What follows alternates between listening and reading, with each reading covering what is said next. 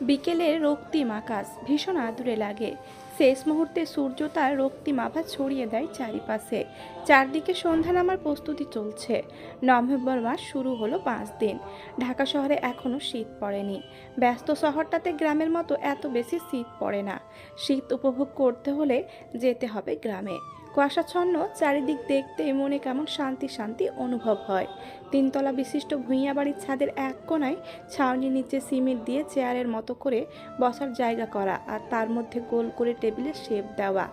এখানে চাপাচাপি করে বসলে 15 থেকে 20 জন বসা যাবে, এতটা জায়গা নিয়ে করা হয়েছে। গোলাকৃতির টেবিলে মাথা রেখে উষা চেয়ে আছে অদূর আকাশের পানে। আকাশের মেঘ আর চাঁদ উষার দুর্বলতা, আসক্তি, ভালো লাগা, ভালোবাসা। পূর্ণিমা রাতে চাঁদ দেখেই সারা রাত কাটিয়ে দিতে পারে। মাঝে মাঝে নিজের কাছে অবাক লাগে, একটা মানুষ কি করে এতটা জ্যোৎস্না প্রেমী হতে পারে, কি করে আকাশ আর আকাশে থাকা চাঁদ এত প্রিয় হয় মানুষের। এত দেখে তবুও কেন এই সৌন্দর্য উপভোগ করার নেশা কমে না। একই জিনিস বারবার দেখতে কেন কখনো মন বিরক্ত হয় না। তবে উষা আবার মুহূর্তেই হেসে ফেলে। ওই অদূরে চাঁদটা আকাশ তো তার ভীষণ প্রিয়, তার দুঃখের সময় সঙ্গী। এই জমিনে বসে আকাশের দিকে তাকিয়ে একটা দীর্ঘশ্বাস বা মুচকি হাসি দিলেও সেটা আমার মহান রব লক্ষ্য করেন। এত এত বান্দা থাকতে আমার রব আমার উদাসীনতা দেখেন। আকাশের দিকে তাকিয়ে মুচকি হাসিটাও স্বভাব। চারিদিকে সন্ধ্যা নামার আয়োজন। ওসব মন দিয়ে দেখছে এই আয়োজন আর উপভোগ করছে। হঠাৎ শুনতে পেল কয়েক জোড়া পায়ের শব্দ, কিন্তু মাথা তুলল না। উষা খুব ভালো করেই জানে কারা আসছে। রাফিদ এসে বসলো উষার পাশে। উষা এবার মাথা তুলল, আর সাথে সাথেই রাফিদ তার মাথাটা উষার কাঁধে রাখলো। চোখ বন্ধ করে নিল, যেন পরম শান্তির স্থান এটা। উষা ডান হাত ভাইয়ের মাথার চুলে দিয়ে বিলি কাটতে লাগলো। উফ বনু, এই জিনিসটারই কমতি ছিল। কি যে শান্তি লাগছে এবার। দুনিয়াতে বোনের থেকে মূল্যবান কোনো উপহার হয় না। এই দুনিয়ার যার কোনো বোন নেই, সে সবচেয়ে বেশি অসহায়। উষা মন ভরে শ্বাস নিল। রাফিদের থেকে দৃষ্টি সরিয়ে আরাফের দিকে তাকিয়ে অমায়িক একটা হাসি দিল। ঠোঁটে হাসি নিয়ে বলল, আমার ভাইজানের কি ক্লান্ত লাগছে না? আপনি বিশ্রাম নেবেন না? বোনের ডাকে আরাফ হয়েছে বা পাশে বসলো। তড়িৎ বেগে মাথা রাখলো উষার কাঁধে। রাফিদের দেখা দেখি আরাফও চোখ বন্ধ করে নিল। এই আদুরে দৃশ্য দূর থেকে ভিডিও করলো আরিশা।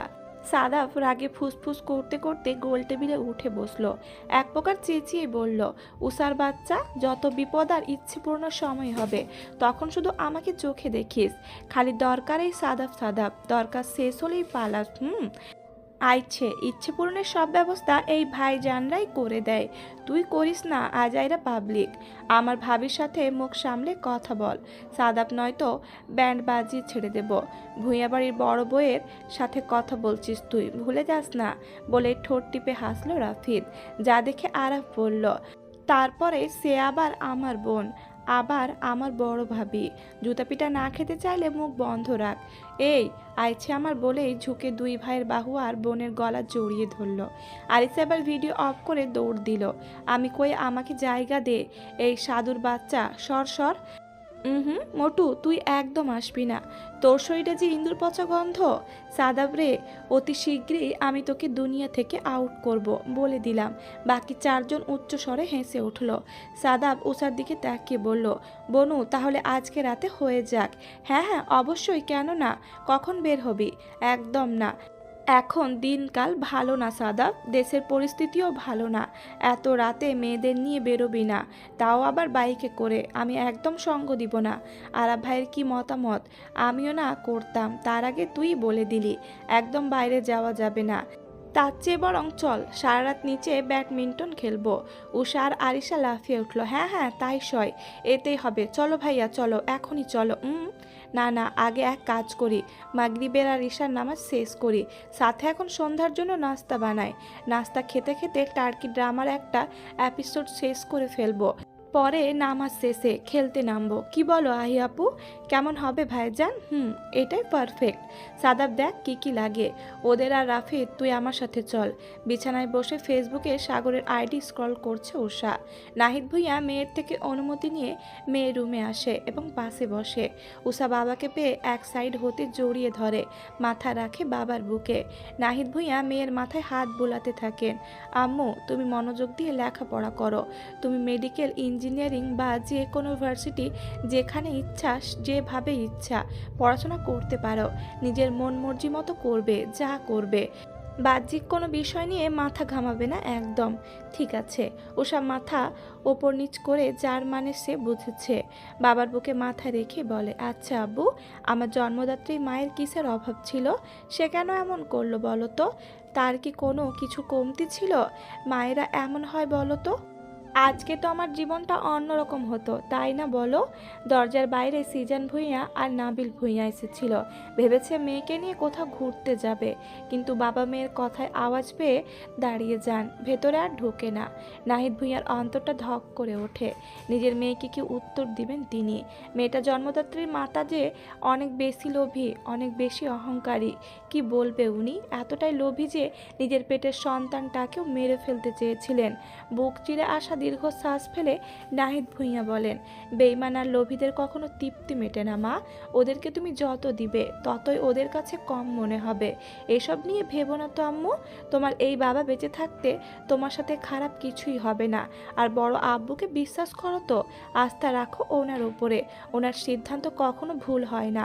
আমি ওনার অবাধ্য ছিলাম, তাই এমন। দরজার বাইরে সিজান ভূঁইয়া দীর্ঘ নিঃশ্বাস ছাড়লেন। মনে এক অন্যরকম প্রশান্তি অনুভব করলেন। মামা, তুমি তবে আসবে? আমার জন্য চকলেট আনবে না? উষা আন্টি আমাতে অনেক চকলেট কিনে দেয়। এই তো বাবা, খুব শীঘ্রই আসবো। তোমার জন্য এত এত চকলেটও নিয়ে আসবো। দেখবে তোমার উষা আন্টির থেকে অনেক বেশি। একদম এত এত চকলেট আনবো। দুই হাত ছড়িয়ে সাগর চকলেটের পরিমাণ বোঝাচ্ছে তার একমাত্র ভাগিনা মাহিদকে। মাহিদের বয়স 2.5 বছর। আমার লুসা মামনি অনেক ভালো। আমালে এত এত আদর করে। তুমি তো আমাদের আদর তোলো না, তুমি বচ্চা। আমার লুচা মামনি বেস্ট বেস্ট বেস্ট করি বাবা, অনেক আদর করি তোমাকে। আগে দেশে আসি, তারপর দেখবে। মাম্মাম ছাগো, মামা পচা ছাগো, মামা পচা। আমার উঁচা আন্টি বেস্ট। গালিব পাশে বসে হাসতে হাসতে শেষ। গালিব হাত নেড়ে মাহিদকে ইশারা করে বলে, হেই লিটল পাম্পকিন, অবশ্যই তোমার উষা আন্টি বেস্ট। তোমার ছাগল মামা তো। এতটুকু বলে পাশে বসে থাকা সাগরের দিকে এক পল তাকায় গালিব। সাগর আগে চোখে তাকিয়ে আছে। দেখে বলে, না না, মানে তোমার ছাগল মামা তো পচা, খুব পচা, তাই না জুনিয়র? হ্যাঁ হ্যাঁ, তুমিও বলো মামা। বলেই মাহিদ ফোনটা রেখে বিছানা থেকে নেমে পড়ে, চলে যায় খেলা করতে। সামিন ব্যাগ গুছাচ্ছিল। কালকেই তাদের ফ্লাইট, বাংলাদেশে ফিরতে হবে। যদিও কেউ জানে না। সাগর গালিবের উদ্দেশ্যে বলে, দেখলি, জুনিয়রের মাথাটাও শেষ করে দিল। বেশ করেছে, ঠিকই বলেছে ও। সাগর, তুই কি এবছর দেশে আসবি? বছর তো শেষের পথে। হ্যাঁ আপু, দেখি আগামী বছর হয়তো আসতে পারি। সাবধানে যেও, সতর্ক থেকো মাহিদকে নিয়ে। আগে কি আমাদের বাড়িতে যাবে? দেখি, যেতেও পারি। ওসার জিনিসপত্র দিতে হবে। সাগরের রাগ হলো প্রচুর। সবার তার সামনে ইচ্ছে করে উষা উষা করে। সে খুব বুঝে কেন এমন করে। সাগর সবেমাত্র বাসায় এসে ফ্রেশ হলো। এর মধ্যে নেহালের কল। কেমন আছিস? ফুপি ফুপা কেমন আছে? আলহামদুলিল্লাহ ভালো। তোদের কি খবর সেটা বল। গালিব কই? আছে আলহামদুলিল্লাহ। গর্দবটা এখানে। ভাইয়া কেমন আছে? ভাবির কি অবস্থা? আর কয়দিন? বেশি না, 10 তারিখের কথা বলেছে ডক্টর।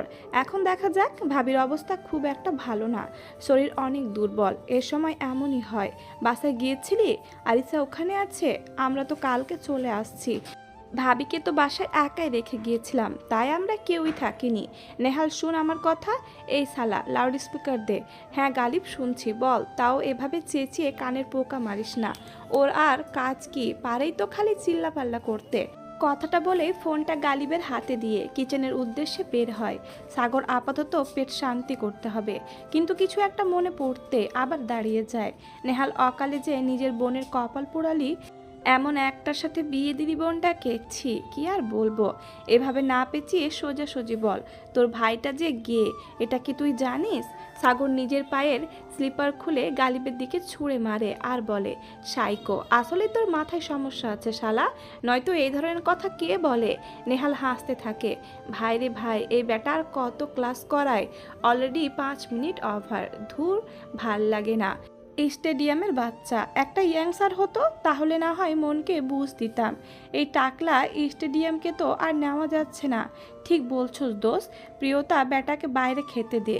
মুরগিকে দেখিস না ঘরের বাইরে চাল দিয়ে পরে ডাকে, আয় তিতি তিতি তিতি। বেটাকে এইভাবে ডাকতে হবে। সালি আস্তে কথা বল, তোর গলা এমনিতেই বাঁশ, পরে দেখা যাবে আবার দাঁড় করিয়ে রাখবে। সোনুষা আর ভাল লাগে না, এখন থেকে আমি বায়োলজি ক্লাস মিস দিব, একেবারে জামাইয়ের থেকে প্র্যাকটিক্যালি শিখে নিব। কথাটা বলেই প্রিয়তা লাজুক হেসে 2 হাত দিয়ে মুখ ঢেকে ফেলে। তুই এত নষ্ট কেন ভাই? মাইয়া মানুষ এত নষ্ট হয়ে কেমনে? আমাদের ফ্রেন্ড সার্কেলে তোর মতো নষ্ট মাইন্ড একটাও নাই, আর উষার মতো ইনোসেন্টও নাই। প্রিয়তার সাথে সাথে কপাল কুঁচকে বলে, তানহা তুই কি বললি? উষা ইনোসেন্ট? হাই, মানুষ চিনলি না। উষাকে যতটা ইনোসেন্ট ভাবিস ততটা ইনোসেন্ট সে না। উষা প্রিয়তার কাঁধে একটা চাপড় দিয়ে বলে, বুঝলি তানহা, সঙ্গ দোষে লোহা ভাসে, আর বয়সের দোষও তো একটু আছে নাকি? এতটা ভোলা ভালাও ভালো না। এই 3 জন বসে কি ফুসুর ফাসুর করছো? এই দাঁড়াও দাঁড়াও, উষা এই বেয়াদবদের সঙ্গ ত্যাগ করো, জানো তো সঙ্গ দোষে লোহা ভাসে। তোমার বাবা চাচাদেরকে কি আমি তোমার মেসেজটা পাঠিয়ে দিব? দেখলি বেটা কেমন দেখে ফেললো। একে তো 10 মিনিট ওভার, এখন আবার লেকচার দিবে। পড়া পারলেও আবার দাঁড় করিয়ে রাখবে। এর মাথায় এমনি এমনি টাক পড়ে স্টেডিয়াম তৈরি হয়নি। উষা স্যারের দিকে তাকিয়ে একদম আলাভোলা বাচ্চার মতো মুখ করে নিষ্পাপ একটা চাউনি দিয়ে বলল, না স্যার, আমরা কথা বলছিলাম না। আপনি যে এই টপিকের আগে যে টপিক বোঝালেন ওটা প্রিয়তা বুঝতে পারেনি, সেটাই ক্লিয়ার করছিলাম। তো না বুঝলে আমাকে বলবে না? আমি ক্লাসে থাকতে তোমাকে বলতে হবে কেন? ফাজলামো করো আমার সাথে। স্যারের ফোন বেজে উঠল। ক্লাসরুমে ফোন চালানো নিষেধ, কিন্তু স্যার তার বইয়ের ভয়ে সেই নিষিদ্ধতা অমান্য করতে হয়। পকেট হাতড়িয়ে ফোন বের করে দেখলেন আজিজুল হকের ওয়াইফ কল করছেন। এই কল যদি না ধরে তো তার কপালে শনি আছে। আজিজুল হক তৎক্ষণাৎ সামনে তাকিয়ে বললেন, এই বসো, তোমরা বসো, অলরেডি 12 মিনিট ওভার, বলে হন হন করে বেরিয়ে গেলেন। এইদিকে 3 বান্ধবী গলা ফাটিয়ে হাসতে লাগলো, যা দেখে ক্লাসের অন্যান্য মেয়েরা পর্যবেক্ষণ করছে। কেউ বা তাদের সাথেই স্যারকে নিয়ে হেসে লুটোপুটি খাচ্ছে। স্যারের বউ আস্ত একটা খন্নাস। ও হ্যাঁ, প্রিয়তা আর তানহা উষার বেস্ট ফ্রেন্ড সেই ছোট্টকাল থেকে। আর একটা বেস্ট ফ্রেন্ড হলো মেহেদি। এই একটাই ছেলে ফ্রেন্ড উষার। সামিন বাংলাদেশে এসেছে। সিজান ভুঁইয়া আর নাহিদ ভুঁইয়ার সাথে কথাও হয়েছে। উষার সাথেও কথা হয়েছে। উষার সাথেও কথা হয়েছে আগামীকালই বাবার বাসায় আসবে। এইদিকে মাহিদ উষা মামনি যাব বলে পাগল হয়ে যাচ্ছে, তাই কোনো মতে রাতটা পার করবে জামাইয়ের বাসায়। এসব নিয়ে আলোচনা হয়েছিল রাতে খাবার টেবিলে। কাল রাত 3টা পর্যন্ত ভাই বোন মিলে ব্যাডমিন্টন খেলেছে। আজকে অবশ্য আরিসা নেই মামার বাসায়। আজ রাতে সাদাপার উষা বের হবে বাইক নিয়ে। উষা বাইক চালাতে ভালোবাসে। রাফিদ আর আরাফ শিখিয়েছিল বাইক চালানো। আরাফকে জ্বালিয়ে মেরেছে একটা বাইক কিনে দিতে।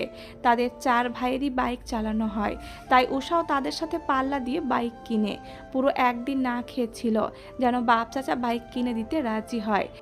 আর দিনের বেলা বাইক চালাতে পারে না বলে চুপি চুপি রাতের বেলা বের হয় বাইক রাইডে। রাত 1টা সাদাবার উষা বাইক নিয়ে বের হয়েছে, তাও লুকিয়ে। দারোয়ান চাচাকে কত হাঙ্কিস পাঙ্কিস যে বুঝে বের হয় তারা। ঢাকা শহরে শীত না পড়লেও এই রাতের বেলা ঠিকই শীত লাগে, তাই তো শীতের জ্যাকেটও পরে বেরিয়েছে। সাদাব তাকালো একবার উষার পানে। বেবি, আজকে তোর বাইকটা বের না করলে হতো না? আমারটাই চালাতি, আমি পেছনে বসতাম। উফ বেব প্লিজ, ভয় পাস না, সুন্দর করে কয়েকটা ছবি তুলে দিবি, স্টোরি দিব আর ভিডিও করে দিবি, এতেই এনাফ, বুঝেছিস? যদি তা না করিস তাহলে কিন্তু আরিসাকে বলে দিব তুই যে আমার বেষ্টুকে জ্বালিয়ে মারিস। এই না না, ডাইনিটা পরে আমাকে জ্বালিয়ে মারবে। চল চল বের হয়, আজকে হাতির ঝিলের দিকে যাব, বুঝলি? তারপরে 300 ফিট যাইতে পারলে ভালো হতো, কিন্তু ভাইয়ারা সাথে নেই। ভাইয়ারা থাকলে অবশ্যই তোকে নিয়ে যেতাম, বুঝলি গালিব? আমি যে বললাম উষার 18 বছর হলে দেশে যাব, কিন্তু আমি তো ওর বার্থডে জানি না, কিভাবে বুঝবো? বাড়িতে তো কাউকেই আস করতে পারবো না। কেন উষাকে কল করে আগ করে নে, তাহলেই তো হয়। সাগর বিরক্তিতে কপাল কুঁচকে ফেলে, রাগে দৃষ্টি নিক্ষেপ করে গালিবের পানে। কণ্ঠে সব সময়ের থেকেও গম্ভীর ভাব ফুটিয়ে বলে, পাগল তুই? উষাকে আমি কল করব? 2 দিন ও কল রিসিভ করেছিল, আমি ওর ভয়েস শোনার সাথে সাথেই কেটে দিই। আর সেখানে আজকে কল করে জানবো কবে তার বার্থডে? পাগল। তাহলে নেহালকে কল কর, ওকে আস্ক কর, বলে দিবে। তোর মনে হয় নেহাল বলবে? বলবে না কেন? গালিব নিজেও বিস্ময়ে তাকিয়ে প্রশ্নটা করে। কিছুক্ষণ চুপ থেকে আবার বলে, ঠিকই আছে, খারাপ কাজে আমিও নাই তোর সাথে, নেহাল থাকবে কেন? সাগর রাগের দৃষ্টিতে তাকিয়ে আছে আমার দিকে। ভাব দেখো যেন কাঁচা চিবিয়ে খেয়ে ফেলবি আমায় শালা। উষার ফেসবুক আইডি নেই, তোর সাথে অ্যাড নাই ও। আকস্মিক সাগরের মুখটা উজ্জ্বল হয়ে উঠল। ফেসবুক আইডি আছে বাট অ্যাড নেই। তবে আমাকে আইডি খুলে রিকোয়েস্ট পাঠিয়েছিল 4-5 মাস আগে, আমি একসেপ্ট করিনি, এখনই একসেপ্ট করছি। আর অ্যাবাউট থেকে দেখে নিব বার্থডেটা কবে, তাই কর বলেই চলে আসলাম রাগে। আমার ভেতরে ফেটে যাচ্ছে, কেন বলতে গেলাম আইডির কথা, এখন তো জেনে যাবে।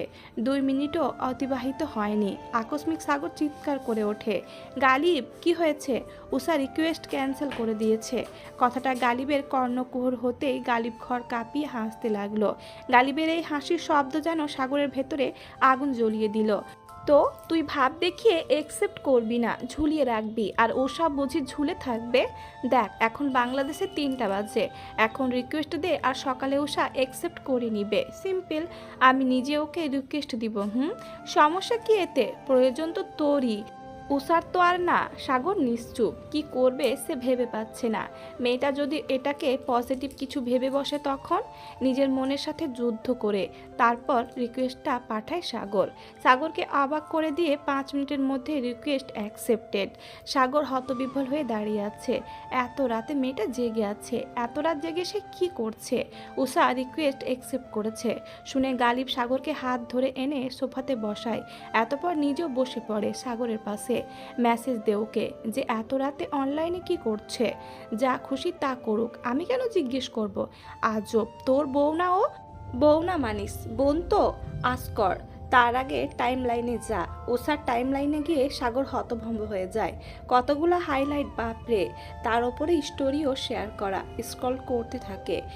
টাইমলাইনে প্রথমেই যে শেয়ার পোস্ট সামনে আসে সেখানে উষা ক্যাপশনে লিখেছে, where is my 5 feet 9 inch. উষার শেয়ার করা ভিডিওটা এমন, যেখানে উচ্চতার ভিত্তিতে পার্টনার সিলেক্ট করা। যেমন মেয়ের উচ্চতা 5 ফুট 1 ইঞ্চি, তাহলে ছেলের উচ্চতা 5 ফুট 5 ইঞ্চি। তো উষার উচ্চতা যেহেতু 5 ফুট 4 ইঞ্চি, তাহলে উষার পার্টনারের উচ্চতা হলো 5 ফুট 9 ইঞ্চি। আর উষা সেই ভিত্তিতে শেয়ার দিয়ে ক্যাপশনে লিখেছে, ওয়ের ইজ মাই 5 ফিট 9 ইঞ্চি, সাথে একটা কান্নার ইমোজি। ভিডিওটা সাগর ভুরু কুচকে 3 বার দেখেছে। কমেন্টের সংখ্যা স্পষ্ট দেখাচ্ছে 27টি, অথচ ভিডিওটা শেয়ার করেছে মাত্র 40 মিনিট আগে। গালিব দ্রুত কমেন্টে ক্লিক করে। সেখানে প্রথম কমেন্টটাই প্রিয়তার। সাগর প্রিয়তাকে চিনে, খুব ভালো করে চিনে।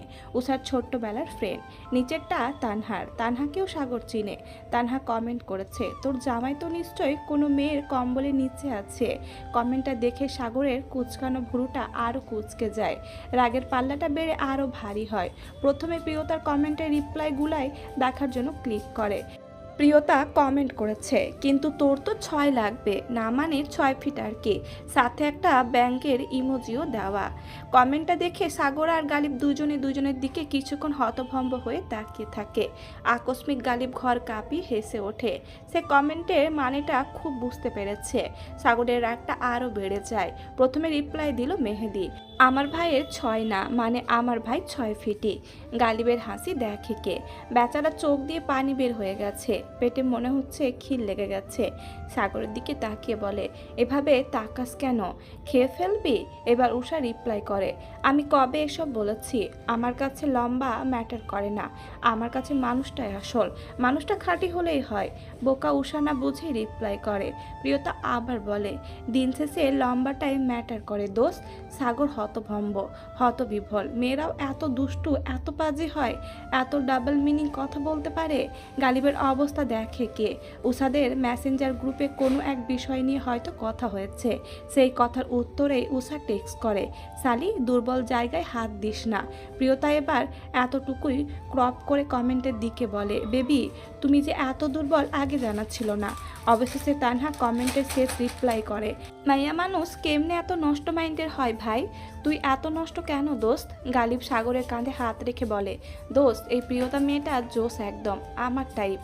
সাগর এবার তানহার করা মেসেজের রিপ্লাই অপশনে যায়, যেটাতে একটা অ্যাংরি রিয়েক্ট দিয়ে রিপ্লাই করেছে তার নিজের ছোট্ট ভাই রাফিদ। আমার ভাই মোটেও এমন না বলে একটা ভেংচি ইমোজি দিয়ে দেয়। সাগর হাসে, ভাইয়ের সাথে যতই ঝামেলা হোক চরিত্রে দাগ লাগাতে দিবে না। বাকি কমেন্ট আর দেখে না, পরের পোস্ট দেখতে উদ্যত হয়। পরের পোস্টটা শুক্রবারে শেয়ার করেছে, যেটাতে মেয়ে বিয়ের সাজে গাড়িতে বসা আর ভিডিওতে লেখা, আর একটা শুক্রবার চলে গেল, এখনো কোনো গোলামের পুত এলো না। আর উষা নিজে ক্যাপশন দিল, আসলো না রে আসলো না। গালিবের এবার অবস্থা খারাপ, এমন বিনোদন সে তার লাইফে খুব কমই পেয়েছে। সাথে সাগরের রেগে মেগে বম হওয়াটা তাকে আরও বেশি আনন্দ দিচ্ছে।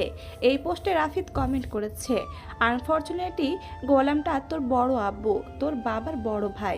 সাগরের আর কিছু দেখার সাহস হলো না, আর বংশের মেয়ে তার বউ যে এত বেয়াদব হয়ে গেছে ভাবতেই পারছে না। সাথে আবার ভাইদের আস্কারা। এবার গেল স্টোরি দেখতে, 4টি স্টোরি শেয়ার করা, তা দেখে আনমনেই বিড়বিড় করে, আল্লাহ জানে এখন আবার কি উদ্ভট জিনিস শেয়ার করেছে। প্রথম স্টোরিতে 2টা মেয়ের পায়ের ছবি, একটা পায়ে সোনালি কালারের নূপুর আর একটা মেয়ের পা খালি। ক্যাপশন দেওয়া, আজ কেউ নেই বলে এমন গিফট দেয় না, তাই পাটাও খালি পড়ে আছে। সাগরের বিরক্তিতে আর রাগে মাথা ফেটে যাচ্ছে, তার বউ কি এখন অনলাইনে ডিজিটাল ভিক্ষা শুরু করেছে। পরের স্টোরিটা ব্যাডমিন্টন খেলার ভিডিও, যেখানে ফেস দেখা যাচ্ছে আরিসা আর আরাফের, আর পেছন পাড় দেখতে পাচ্ছে মেবি সাদাপার মেয়েটা হয়তো উষা। 5 বছরে এই প্রথম সাগর উষাকে দেখলো, তাও পেছন থেকে। মেয়েটা অনেক লম্বা হয়েছে, বিয়ের সময় তেমন গোলুমলু ছিল, এখন আর তেমন না। দেখে বোঝা যাচ্ছে নিজের ফিটনেস নিয়ে খুব কনসার্ন। চিকন পাতলা দেহের গড়ন, কোমরের নিচ অব্দি চুলগুলো একদম স্ট্রেট। উষার মায়ের চুলও এমন সোজা ছিল। উষার চুলের রং কুচকুচে কালো, কিন্তু উষার মায়ের চুলের রং ছিল লাল। উষার মা তো ছিল রাশিয়ান মেয়েরা তো প্রয়োজনের থেকে একটু বেশি সুন্দর হয়। উষার চুলে একটা গাঢ় খয়েরি রঙের বউ ব্যান্ড দিয়ে বাঁধা, যার কারণে আরও বেশি মোহনীয় লাগছে চুলগুলো। উষার পরনে প্যান্ট আর সাদা ফ্লোরাল প্রিন্টের হাঁটু পর্যন্ত লং একটা টপস। কিভাবে ব্যাডমিন্টন খেলছে বাবা, মেয়েটা এটাতেও তো মারাত্মক পারদর্শী মনে হচ্ছে। গালিব খুব আগ্রহ নিয়ে পুরোটা ভিডিও দেখলি মেয়েটা কি সুন্দর ব্যাডমিন্টন খেলে, এক একটা শট দেখেছিস ওর? সাগর নির্বিকার থেকে বলল, তো এইসব এখন সব মেয়েরাই পারে, এত খুশি হওয়ার কি আছে? পরের স্টোরিটা দেখে সাগর নিজেও হতভম্ব। একটা ব্ল্যাক কালার বাইকে ঠ্যাস দিয়ে দাঁড়ানো উষা, পরনে তার ব্ল্যাক প্যান্ট, ওপরে ব্ল্যাক জ্যাকেট, মাথায় হেলমেট এবং এক হাত বাইকে ঠেকে দাঁড়িয়ে আছে। পাশে সাদাব দাঁড়ানো, সাদাবেরও ফুল ব্ল্যাক, মাথার হেলমেটটা খুলে কোমরে ঠেকিয়ে এক হাত দিয়ে ধরে রেখেছে আর এক হাত উষার কাঁধে। টাইম দেখা যাচ্ছে 2:19। এত রাতে এই দুজন বাইক রাইড করে। সাগর আশ্চর্যের সপ্তম আকাশে পৌঁছে গেছে। এও সম্ভব? তার বাপ চাচা কই? দেখলি মেয়েটা বাইকও চালাতে পারে। সাগরের কোনো ভাবাবেগ হলো না, সে কি বলবে ভেবে পাচ্ছে না। আর এই বাইকটা কার? এটা তো আরাফ, সাদাব বা রাফিদের বাইক না। তাহলে চিন্তার রাগে তার মাথা ফেটে যাচ্ছে। পরের স্টোরিটা উষার বাইক রাইডের, বলা বহুল্য খুব সূক্ষ্মভাবেই বাইক চালিয়েছে উষা। এবার হাইলাইট দেখে বুঝলো মেয়েটা বাইক, সাইকেল, আকাশ, চাঁদ, শাড়ি, চুড়ি অনেক বেশি ভালোবাসে, এক কথায় ওর দুর্বলতা। এবং একটা হাইলাইটে উষার কণ্ঠে গাওয়া গানও শুনে, যেখানে সে টাইটানিকের my heart will go on গানটা খুব আবেগ নিয়ে গেয়েছে।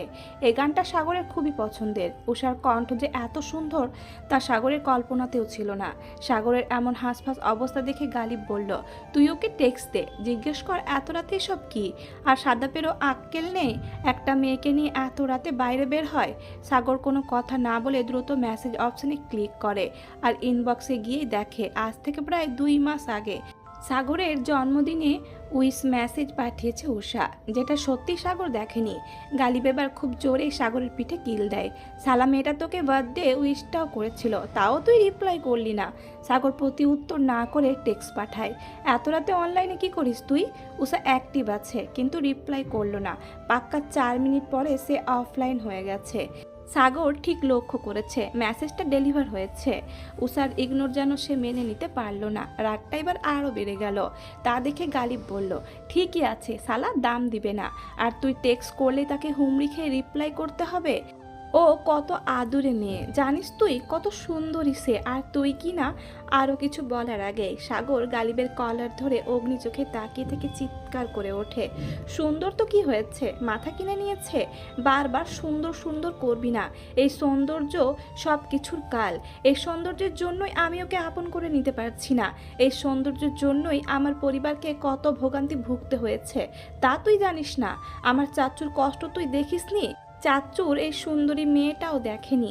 সুন্দরী মেয়েরা কখনোই কাউকে মন থেকে ভালোবাসতে পারে না, তাদের নিজেদের সৌন্দর্য নিয়ে অনেক অহংকার। সব নারীই ছলনাময়ী। গালিব শান্ত দৃষ্টিতে তাকিয়ে বলে, তোর মাও একজন নারী, তোর বোনও একজন নারী। উষাকে বউ হিসেবে না মানলেও ভবিষ্যতে যাকে বিয়ে করবি সেও একজন নারী।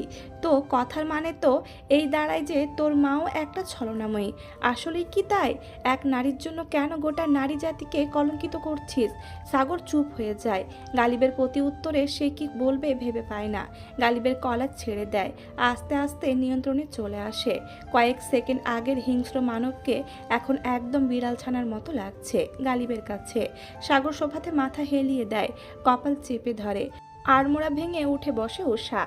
জানলার পর্দার ফাঁক দিয়ে আসা লাইটের আলোর দিকে কতক্ষণ তাকিয়ে থাকে, আনমনে হেসে ফেলে। আজকে অন্যদিনের তুলনায় মন মেজাজটা একটু বেশি ফুরফুরে উষার। জলদি উঠে ওয়াশরুমে যায়। কিছুক্ষণ পর একেবারে উজু করেই বের হয়। আগে ভাইদের ডেকে তুলবে, তারপর বাপ চাচাদের।